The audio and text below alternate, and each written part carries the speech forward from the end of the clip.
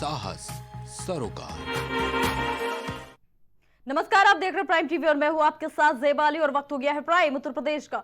उत्तर प्रदेश में 9 विधानसभा सीटों के उपचुनाव से पहले सपा और भाजपा के बीच पोस्टर वार लगातार जारी है। सपा कार्यकर्ताओं द्वारा लगातार लखनऊ में समाजवादी पार्टी के कार्यालय के बाहर पोस्टर लगाकर बीजेपी पर हमला किया जा रहा है। इसी बीच शनिवार को सपा मुख्यालय के ठीक सामने एक नया पोस्टर अब सपा वालों ने लगा दिया है, जिसमें यह लिखा गया है कि मठाधीश बांटेंगे और काटेंगे, पीडीए जोड़ेगी और जीतेगी, जिसकी वजह से एक बार फिर यूपी की सियासी गलियारों में पोस्टर वार की चर्चाएं अब तेज हो गई हैं। बताया जा रहा है कि सपा कार्यालय के बाहर जो पोस्टर लगाया गया है, इसे महाराजगंज जिला के सपा नेता अमित चौबे ने लगाया है, जिसमें अखिलेश यादव की फोटो के साथ ये लिखा गया है कि मठाधीश बांटेंगे और काटेंगे, पीडीए जोड़ेगी और जीतेगी। ऐसे में समाजवादी पार्टी लगातार पोस्टर वार के जरिए सत्तारूढ़ पार्टी बीजेपी पर दबाव बना रही है। इससे पहले सपा कार्यालय के बाहर सीएम योगी के नारे का पलटवार करते हुए पोस्टर वार लगाया गया था, जिसमें अखिलेश यादव को 27 के सत्ताधीश बता दिया गया था। इसमें लिखा था, न कटेंगे न बटेंगे, पीडीए के संग रहेंगे। बटेंगे तो कटेंगे, इस नारे का हरियाणा में भाजपा ने सफल प्रयोग किया है। उसके बाद से लगातार यूपी में 9 सीटों पर होने वाले विधानसभा चुनाव में पोस्टर वार शुरू हो गया है। लगातार समाजवादी पार्टी की तरफ से और भारतीय जनता पार्टी की तरफ से पोस्टर लगाए जा रहे हैं। वहीं समाजवादी पार्टी कार्यालय के बाहर एक पोस्टर लगाया गया है, जिसमें लिखा है कि मठाधीश बांटेंगे और काटेंगे, वहीं पीडीए जोड़ेगी और जीतेगी। लगातार हो रही पोस्टरबाजी से कहीं ना कहीं उत्तर प्रदेश में होने वाली 9 विधानसभा सीटों पर उपचुनाव का जो जोश है वो हाई होता नजर आ रहा है। जहां पहले बयानबाजी होती थी, तो वहीं अब पोस्टरबाजी शुरू होती साफ तौर पर दिखाई दे जा रही है। हर पार्टी अपना एक पोस्टर लॉन्च करती है, पार्टी दूसरे विपक्ष का जवाब देती हुई नजर आती है। साफ तौर पर यह पोस्टर पहले भारतीय जनता पार्टी ने लगाया, उसके बाद समाजवादी पार्टी ने, फिर उसके बाद निषाद पार्टी ने भी। हालांकि निषाद पार्टी को भी इस विधानसभा में होने वाले उपचुनाव पर एक भी सीट नहीं दी गई है, लेकिन पोस्टरबाजी जो है वो लगातार जारी है। ऐसे में 27 से पहले उत्तर प्रदेश में जो उपचुनाव के लिए होना है, उसमें कहीं ना कहीं गर्मजोशी देखी जा रही है। कैमरामैन मिथिलेश के साथ शहबाज खान, प्राइम टीवी। जी, आपको बता दें कि जिस तरह से ये पोस्टर वार का जो दौर है वो लगातार जारी है। शुरुआत हुई थी सीएम योगी आदित्यनाथ की तरफ से, जब उन्होंने कहा था कि बटेंगे तो कटेंगे। उसके बाद से ही पोस्टर वार जैसे घमासान अब बन चुका है। लगातार कभी सपा की तरफ से तो कभी बीजेपी की तरफ से, कभी बसपा की तरफ से भी पोस्टरबाजी चल रही है। शनिवार को सपा मुख्यालय के ठीक सामने एक बार फिर से एक नया पोस्टर लगाकर इसको और हवा दे दी गई है, जिसमें यह लिखा गया है कि मठाधीश बटेंगे, बांटेंगे और काटेंगे, पीडीए जोड़ेगी और जीतेगी, जिसकी वजह से एक बार फिर से यूपी की सियासी गलियारों में पोस्टर वार की चर्चाएं अब तेज हो गई है। बताया जा रहा है कि सपा कार्यालय के बाहर जो पोस्टर लगाया गया है, इसे महाराजगंज जिला के सपा नेता अमित चौबे ने लगाया, जिसमें अखिलेश यादव की फोटो के साथ लिखा गया है कि मठाधीश बांटेंगे और काटेंगे, पीडीए जोड़ेगी और जीतेगी। ऐसे में समाजवादी पार्टी लगातार पोस्टर वार के जरिए सत्तारूढ़ पार्टी बीजेपी पर दबाव बना रही है।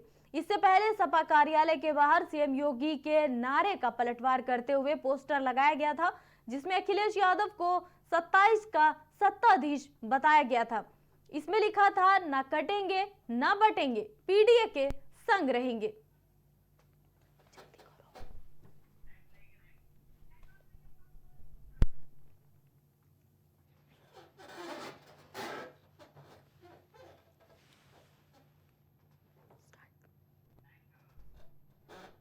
उत्तर प्रदेश के अधिकांश जिलों में इन दिनों हवा जहरीली हो गई है। पश्चिमी यूपी ही नहीं, पूर्वांचल के कई जिले वायु प्रदूषण की जद में हैं। गाजियाबाद, नोएडा, मुरादाबाद के बाद लखनऊ, प्रयागराज और वाराणसी में प्रदूषण का स्तर लगातार खराब श्रेणी में है। दिल्ली से सटे गाजियाबाद और नोएडा की स्थिति बेहद ही गंभीर बनी हुई है। इन जगहों पर प्रदूषण पर्यावरण और स्वास्थ्य के लिए घातक बना हुआ है। गाजियाबाद, नोएडा, मेरठ, आगरा समेत कई शहरों में प्रदूषण बेतहाशा बढ़ गया है। योगी सरकार में वन, पर्यावरण और जलवायु परिवर्तन राज्य मंत्री डॉक्टर अरुण कुमार ने वायु प्रदूषण फैलाने वालों से सख्ती से निपटने के आदेश दे दिए हैं। और बता दें आपको कि जहरीली हवा जिस तरह से फैली हुई है, सांस लेना लोगों का मुश्किल हो गया है। लगातार बढ़ता हुआ AQI दिक्कतों का सामना लोगों के लिए पैदा कर रहा है। हवा जहरीली होती जा रही है, जो कि स्वास्थ्य से, बता दें आपको, जो श्वास संबंधी बीमारियां हैं उनको दावत दे रही है। और AQI की हम बात करें तो 400 के पार पहुंच चुका है। और बता दें आपको कि गाजियाबाद, नोएडा, मुरादाबाद के बाद लखनऊ, प्रयागराज और वाराणसी में भी प्रदूषण का स्तर खराब श्रेणी में है। दिल्ली से सटे गाजियाबाद और नोएडा की स्थिति भी बेहद ही गंभीर कह सकते हैं कि बनी है, क्योंकि इन जगहों पर भी प्रदूषण पर्यावरण और स्वास्थ्य के लिए घातक बना हुआ है। गाजियाबाद, नोएडा, मेरठ, आगरा समेत कई शहरों में प्रदूषण बेतहाशा बढ़ गया है। योगी सरकार में वन, पर्यावरण और जलवायु परिवर्तन राज्य मंत्री डॉक्टर अरुण कुमार ने वायु प्रदूषण फैलाने वालों से सख्ती से निपटने के आदेश दिए हैं।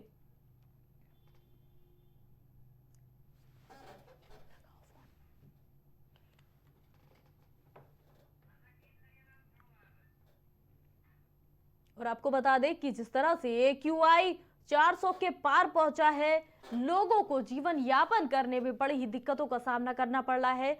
वहीं दूसरी तरफ श्वास संबंधी जो बीमारियां होती हैं, लोगों को सांस लेने की समस्याएं देखी जाती हैं जब इस तरह से पोल्यूशन हद से ज्यादा अगर खराब महसूस हो, जिस तरह से जहरीली हवा हो गई है, सांस लेने में लोगों को दिक्कतों का सामना करना पड़ रहा है। और एयर पोल्यूशन लगातार गंभीर परिस्थितियों में दिखाई दे रहा है।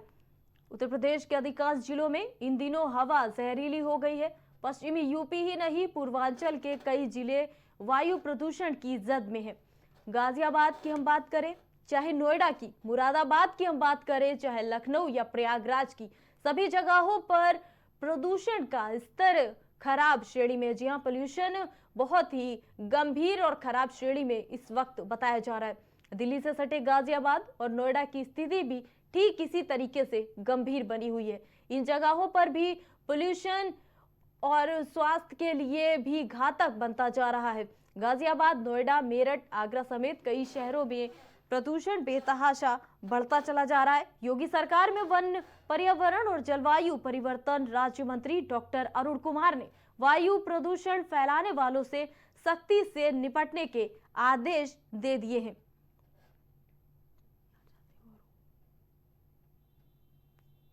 और आपको बता दें कि जहरीली हवा एक तरह से हो गई है, लोगों को सांस लेने में दिक्कतों का सामना करना पड़ रहा है।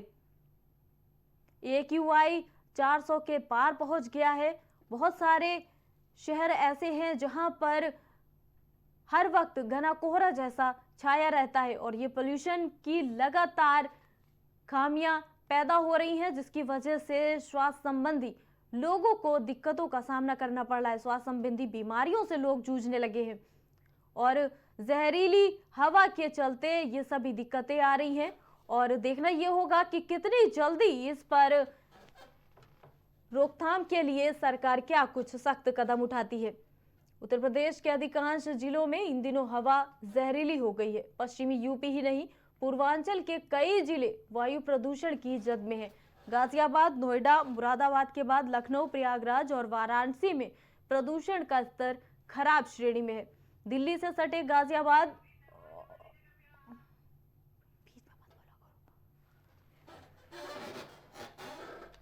और इस खबर पर अधिक जानकारी के साथ हमारे सहयोगी शहबाज खान न्यूज रूम से जुड़ चुके हैं हमारे साथ। शहबाज, देखिए जिस तरह से AQI का स्तर 400 के पार पहुंच चुका है, पोल्यूशन इतनी ज्यादा गंभीर परिस्थिति में हो गया है कि लोगों को स्वास्थ्य संबंधी बहुत सारी बीमारियां होने लगी। क्या लगता है कैसे राहत आखिर मिलेगी? देखिए बिल्कुल ज़ेबा, आपको बताना चाहेंगे कि दिवाली के त्यौहार के बाद से ही लगातार देखा जा रहा है कि पोल्यूशन में जो बढ़ोतरी है वो साफ तौर पर देखी जा रही है। और हर साल, ये इस साल की बात नहीं है, हर साल इस तरीके का जो असर है हवाओं में जो जहर घुलता है वो दिवाली के त्यौहार के बाद साफ तौर पर देखा जाता है। यही कारण है कि सरकार जो है वो पटाखे ना जलाने की अपील करती है और तमाम तरीके की स्वास्थ्य संबंधी देखभाल करने के लिए जो गाइडलाइंस जारी की जाती हैं वो साफ तौर पर देखा जा सकता है। पॉल्यूशन का अगर असर की बात करी जाए तो सबसे ज़्यादा इस टाइम राजधानी दिल्ली में हर साल की तरह इस साल भी जो एक्यूआई है वो नवंबर की शुरुआत में ही 400 से पार जा चुका है। कई इलाके ऐसे हैं जिनको रेड अलर्ट पर रखा गया है और कई इलाके ऐसे हैं जिन्हें येलो जोन में बांटा गया है। तमाम तरीके के जोन हैं जिनमें दिल्ली सरकार ने अलग अलग तरीके से बांटा गया है और अलग अलग तरीके की गाइडलाइंस जो हैं वो अलग अलग क्षेत्रों के लिए जारी की गई हैं। जी देखिए, पश्चिमी यूपी की हम बात करें चाहे पूर्वांचल की, एयर पोल्यूशन की जद में सभी हैं। लेकिन अगर हम बात करें कि देखिए ऐसी गंभीर परिस्थिति आखिर पैदा ही क्यों होती है, उसको रोकने के लिए त्योहारों के सीजन से पहले ही बहुत सारी गाइडलाइंस जारी की जाती हैं, उसके बावजूद भी लोग बाज नहीं आते हैं। उस पर क्या लगता है आपको, कैसे सख्त कानून कुछ बनना चाहिए इसके लिए? देखिए ज़ेबा, लोगों की गलती से ज़्यादा अगर कहीं ना कहीं बात करी जाए तो कहीं ना कहीं सरकार की जो लापरवाही है वो साफ तौर पर सामने देखी जाती है। और एक दूसरे पर आरोप मढ़ने का जो दौर चलता है वो कहीं ना कहीं लोगों के लिए घातक साबित हो रहा है। दिल्ली जहां इस पोल्यूशन बढ़ने के लिए हरियाणा और पंजाब को जिम्मेदार हमेशा से ठहराती चली आ रही है, तो वहीं हरियाणा, पंजाब या उत्तर प्रदेश, ये तमाम सटे हुए जो राज्य हैं वो एक दूसरे पर ही आरोप मढ़ते हुए साफ तौर पर नजर आते हैं। और दिल्ली की अगर बात की जाए तो दिल्ली में अभी एक लेटर जारी किया गया था उत्तर प्रदेश और अगल बगल के राज्यों के लिए कि आप जो है पोल्यूशन को लेकर काम करें, ताकि जो पोल्यूशन जो लगातार बढ़ रहा है उसको कहीं ना कहीं कंट्रोल किया जाए। क्योंकि अब आपको बताएं कि पश्चिमी यूपी जो है वो कहीं ना कहीं दिल्ली से सटा हुआ इलाका है, इसलिए दिल्ली में अगर पोल्यूशन बढ़ता है तो साफ तौर पर उसके दिल्ली से सटे हुए क्षेत्र जितने भी हैं और जितने भी राज्य उसकी बॉर्डर पर लगते हैं, वहाँ जो हवा है वो काफी जहरीली साबित होती है। और इस बार अगर देखा जाए तो उत्तर प्रदेश में इस बार संकट काफी गहराता हुआ नजर आ रहा है। ये पूर्वांचल से लेकर पश्चिम यूपी दोनों ही तरफ से जो प्रदूषण की मार है वो देखी जा रही है। और गोंडा में अभी एक्यूआई लेवल जो है वो काफी हाई हो गया, वहां पर लोगों को सांस लेने में दिक्कत की परेशानी होने लगी। मतलब इस तरीके की तस्वीरें जो है वो हाल फिलहाल में नहीं आती थी, लेकिन जिस तरीके से पोल्यूशन पर काम नहीं किया जा रहा है और पोल्यूशन लगातार बढ़ रहा है तो ये कहीं ना कहीं गंभीर श्रेणी में जाता चला जा रहा है। जी ज़ेबा। जी शहबाज खान जी, बहुत बहुत धन्यवाद आपका इस खबर पर जुड़ने के लिए।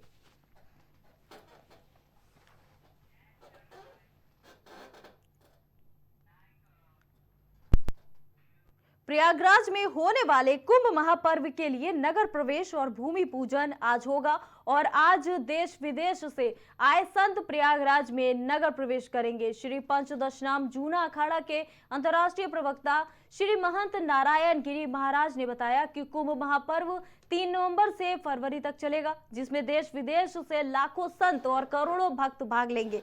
बताया ये जा रहा है कि संतों का नगर प्रवेश आज से होगा, साथ ही कुंभ महापर्व के दौरान किसी प्रकार का कोई विघ्न ना आए और किसी को कोई परेशानियां ना हो, इसके लिए श्री पंचदशनाम जूना अखाड़े के द्वारा शनिवार यमुना के साथ धर्मराज का पूजन किया।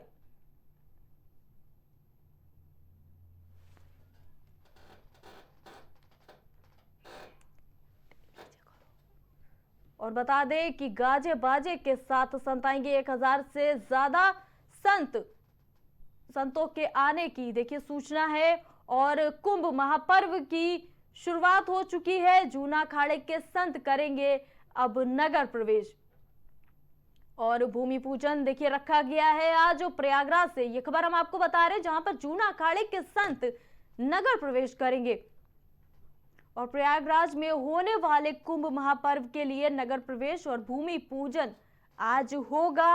आपको बता दें, महापर्व कुंभ को जो कहा जाता है वो ऐसे ही नहीं कहा जाता, काफी प्रमुख रहा है।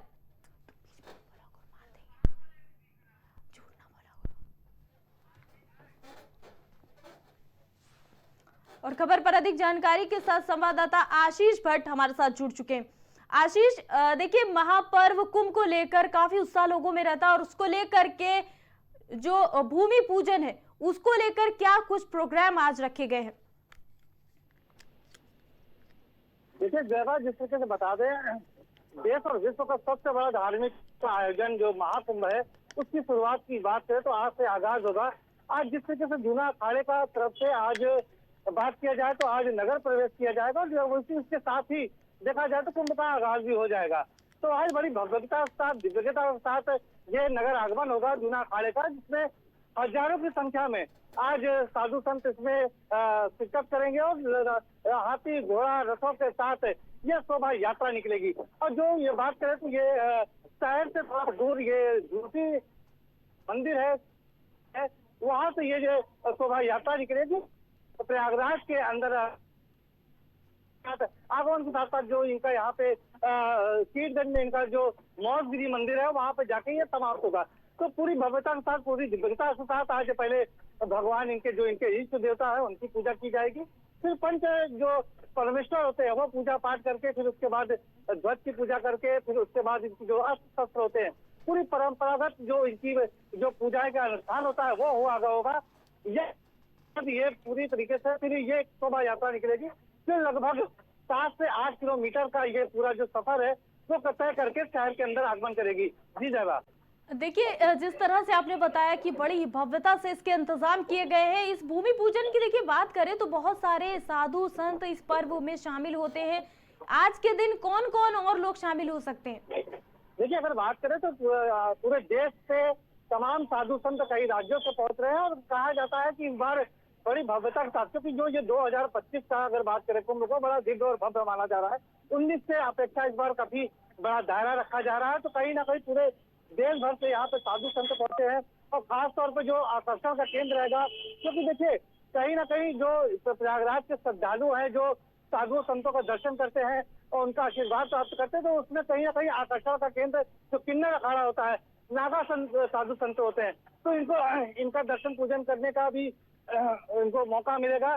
तो कहीं ना कहीं ये आकर्षण का केंद्र रहेंगे साधु संत की अगर बात करें, क्योंकि नागा साधु संत और ये किन्नर इनको विशेष तौर पे देखने के लिए जो या प्रयागराज के श्रद्धालु होते हैं वो पहुंचते हैं और इनका आशीर्वाद प्राप्त करते हैं।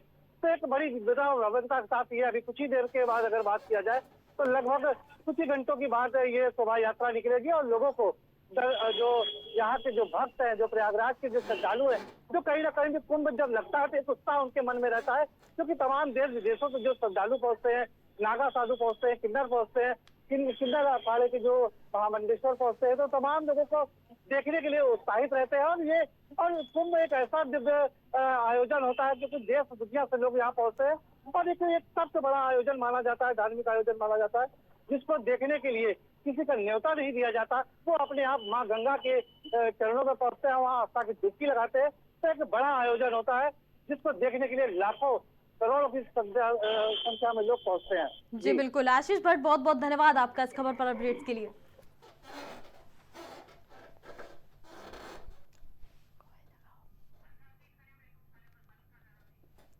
और बता दें आपको कि आज का कुंभ महापर्व के लिए भूमि पूजन का आयोजन आज किया जा रहा है। पूरे देश से बहुत सारे साधु संत इस भूमि पूजन में आज जुड़ेंगे। बता दें रथ से संगम तट पर पहुंचेंगे और गाजे बाजे के साथ में ये संत आज वहां पर भूमि पूजन में मौजूद होंगे।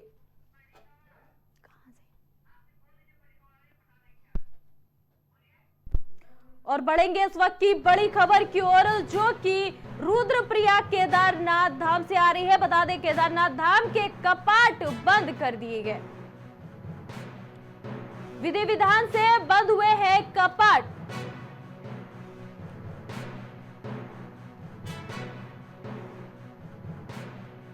छह महीने के लिए बंद हो गए हैं कपाट और केदारनाथ से खबर आपको बता रहे हैं, जहां पर कपाट अब बंद कर दिए गए हैं पूरे 6 महीने के लिए। शीतकाल के लिए बंद हुए कपाट।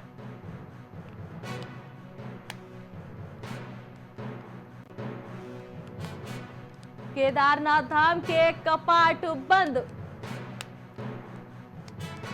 और केदारनाथ धाम के यात्रियों की अगर हम बात करें या भक्तों की बात करें तो बड़ी खबर इस वक्त की आ रही है, कपाट बंद कर दिए गए हैं, विधि विधान से कपाट बंद किए गए हैं 6 महीने के लिए बंद किए गए हैं कपाट।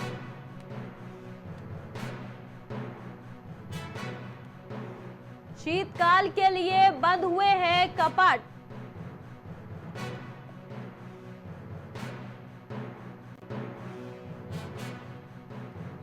केदारनाथ धाम को लेकर इस वक्त की बड़ी खबर हम आपको बता रहे हैं। लखनऊ में ठंड बढ़ने लगी है, सुबह छाई रही है धुंध। और ठंड को लेकर ये खबर आ रही है लखनऊ से। गोमती नगर में हवा का प्रदूषण सबसे कम। आज सुबह से मौसम में बदलाव देखने को मिल रहा है। लखनऊ से ये खबर हम आपको बता रहे हैं, जहां पर ठंड ने दस्तक अब दे दी है। तालकटोरा का AQI 356, केंद्रीय विद्यालय का AQI 304 पहुंचा। लालबाग में AQI 273 के साथ खराब श्रेणी में दर्ज किया गया है। लखनऊ में ठंड बढ़ने लगी है, सुबह से ही छाई रही है धुंध और ठंड ने जी हां दे दी है राजधानी लखनऊ में दस्तक। गोमती नगर में हवा का प्रदूषण सबसे कम पाया गया है। लखनऊ के गोमती नगर में जी हां प्रदूषण सबसे कम। सुबह से ही मौसम में बदलाव देखने को मिल रहा है।